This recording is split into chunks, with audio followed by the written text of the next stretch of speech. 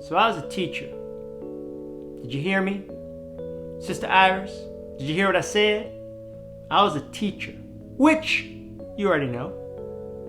But you better take notes to compose your essay, your 13-page persuasive essay based on my prompt, Is life worth living? Is life worth living? That is the question, yeah? And to answer this question, you will have to actively listen. Listen to learn, okay?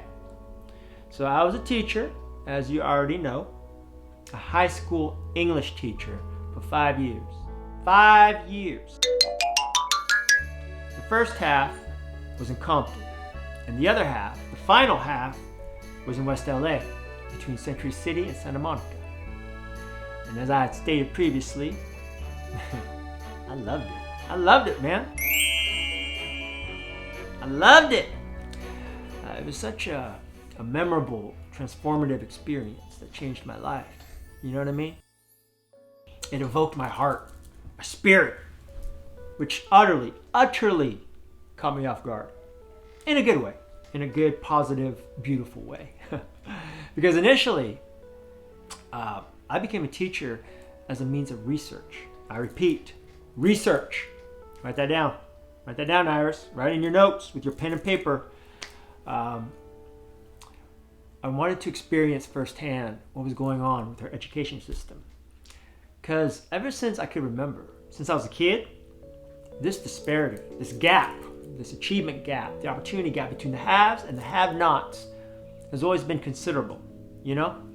It's like a big deal, a really, really big deal. I mean, even to this day, this gap between the haves and have-nots still remains basically the same. It's like chronic. And why? Why? That is the question.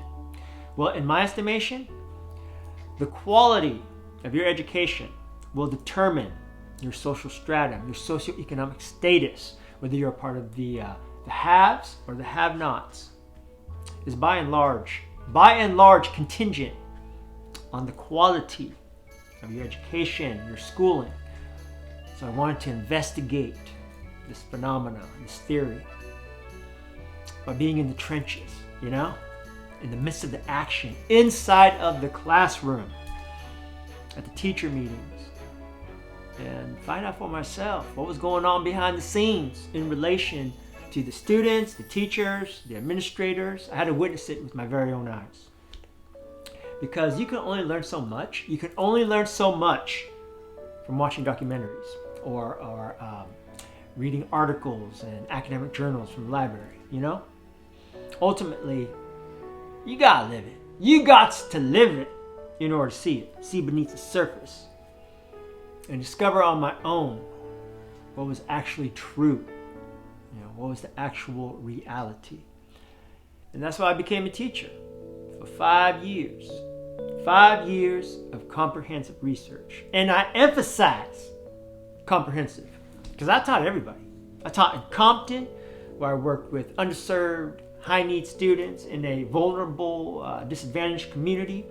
And I also worked in West LA, teaching literature to wealthy, affluent, privileged kids. So my research was thorough, okay? It was all-encompassing, man. And I was going to use this research to inform, to guide my professorial curriculum. That was my plan, to pursue a doctorate.